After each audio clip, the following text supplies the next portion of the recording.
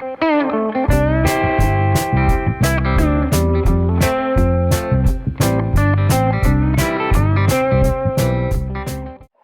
guys, okay, Alec Peirce at the ranch, and we have another problem to solve today. You've all seen my coop, my chicken tractor. Now we've made modifications on this tractor over the past 3 or 4 years since I first made it. You can go back and search for chicken tractor and you see about how we made it. But some things have not changed.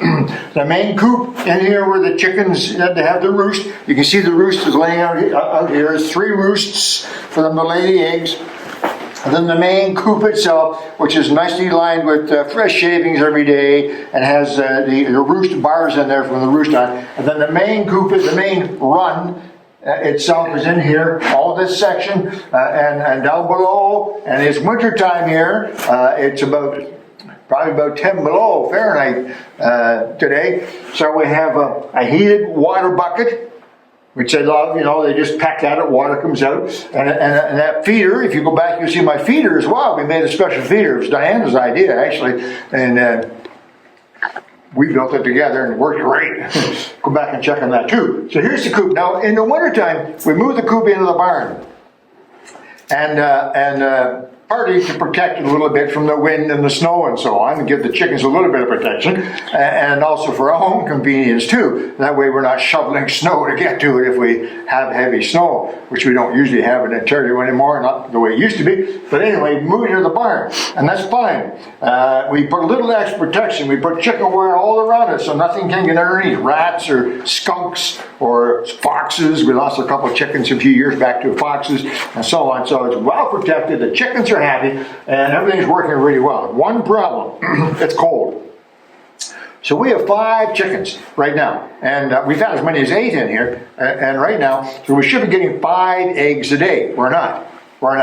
Once the winter started, and it got dark out, it dropped down to about 3 eggs a day is what we're getting. There's a couple reasons for that. If you don't know much about chickens, first of all, you need to know that chickens have to have 10 to 12 hours of light. When the light drops to less than 10 or 12 hours a day, they don't lay anymore. So that's simple to solve that. If you take a peek in here, you can see we have a light up in there. And the light's on a timer. So that light, just a little LED warm light, comes on at, I think it's 5 o'clock in the morning. 5 in the morning, and it shuts off at 8, so we don't have not too long. Doesn't use much electricity. 4 to 8, 4 hours a day for just a very small. It only draws 7 watts LED. But the chickens think it's morning. There's light, you see. And so from 4 in the morning until it gets dark, and right now at 5 at night, 12 hours. Roughly 12 hours. So they continue to lay eggs all winter long. We fool them into thinking it's summertime, and that's how we do it. There's one thing, however, we can't fool them about, and that's the temperature. It's cold. Even in the barn in here, we have an open barn. We don't have a closed barn, and it's healthier for the horses and easier. But anyway, that's not the point. The point is it gets cold in the wintertime, and there's nothing we can do about that. We can't fool the chickens. Can't knit sweaters for them and put on heavy boots, stuff like that. So they've been pretty good the last few years, but this year it's been cold. We've had a couple of nights at minus 25 below zero, Fahrenheit we're talking, same temperature actually, Celsius too. But 15 to 25 below zero, quite common. And the chickens, they're not suffering.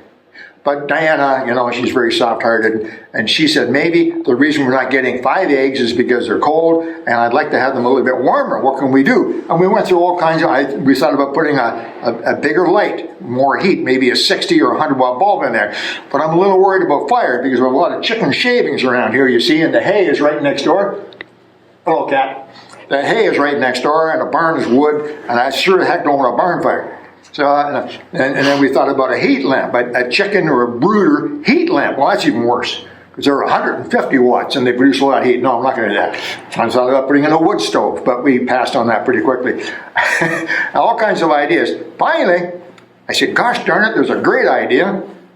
And I went to the local Canadian Tire or Harbor Freight, whatever, Princess Auto, whatever you have near you, that sells automotive stuff, batteries. And there's a device called, if you don't know, there's a device called a battery blanket.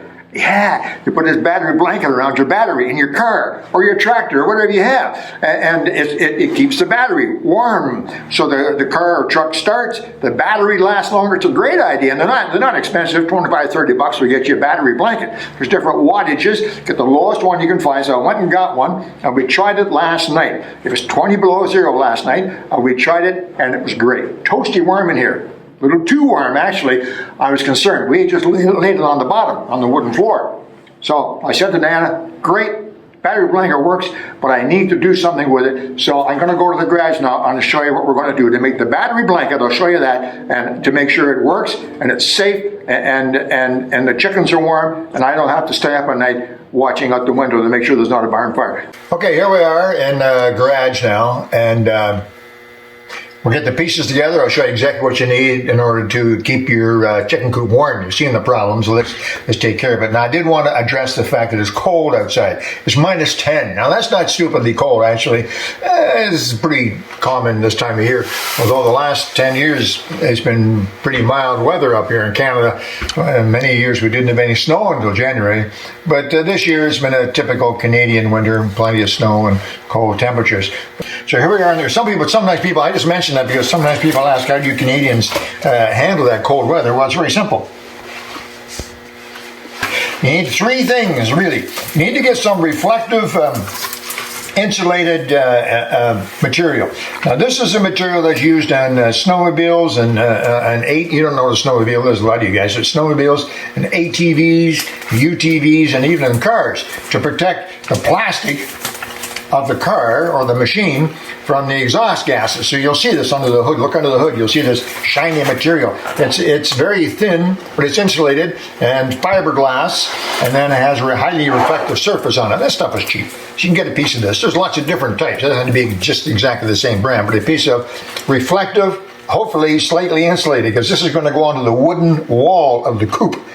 And we want not only to reflect the heat, but we also want to protect the wood. I do not want a fire in the barn. It's the first thing you need, a piece of reflective material. And then the actual heat is going to come from this. Yeah. It's a blanket, a heater blanket. Blanket for a battery. This did not come from Sunbeam. You can get these anywhere. Peirce's Auto, which is the same as Harbor Freight, Canadian Tire, which is the same as Home Depot, and so on. Lots of places. You're looking for a battery blanket, battery heater blanket. And in cold places like where we are, you wrap this around your battery and plug it in. Just plugs it into 110 volts, the same as your block heater, and it keeps your battery warm. It's really good for the battery. It lasts a lot longer, but more importantly, when you get up in the morning after a minus 20, minus 25 degree night, the car starts. So you need one of these. Now, these come in different wattages, which translates into heatage. Wattage, heatage, sure. And they come 60, this is 60 watts. There's 80, 90. I saw one for 120 watts. Now, 120 watts is a lot. You think about a 120 watt bulb, it's going to get really, really hot. I don't want these, I don't want to start a fire. I don't want these chickens getting cooked. I don't want my eggs to be picked up in the morning and they're hard boiled. Mainly for protection. They don't need much heat. They just need a little bit of heat just to take the frost off. So this is the lowest one I could find, 60 watts. So this is what's actually going to produce the heat. And this is going to sit on the wall on top of that reflective material, like so. You see? Actually, the other way around. This is the side that goes against the battery. Only one side actually is hot, this side. And then I'm a little bit concerned because I don't want this to fall off. I don't want the chickens pecking away at it and so on. So I also went and I got some hardware cloth. Screening, if you like. Hardware cloth, it's called. Any hardware store has this hardware cloth. Hardware cloth, anyway. And I got the smallest squares possible, which is 1/4 inch. So they're 1/4 inch squares. 1/4 of an inch by 1/4 of an inch. Very small squares. Metal.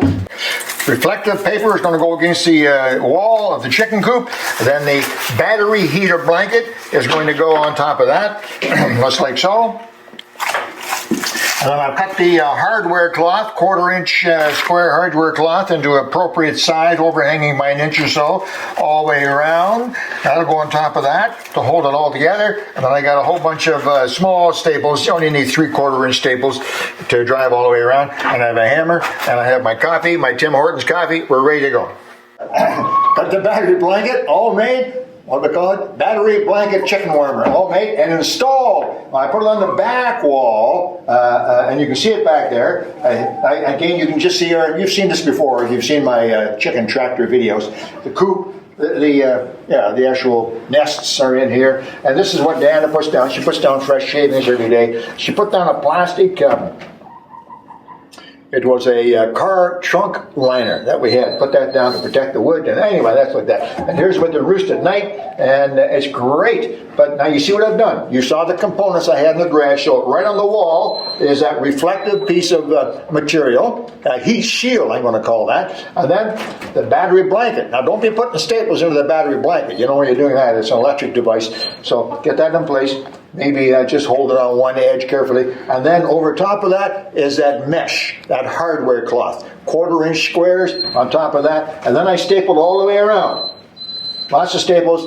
Hammered, tap the staples. Just ordinary 1/2-inch staples. Otherwise, you have a good staple gun. Put them in all the way around. Tap them in with a hammer to make sure they were secure. Ran the wire down to the thermostat. Now, have this on a thermostat. I should tell you that. Both the water warmer and the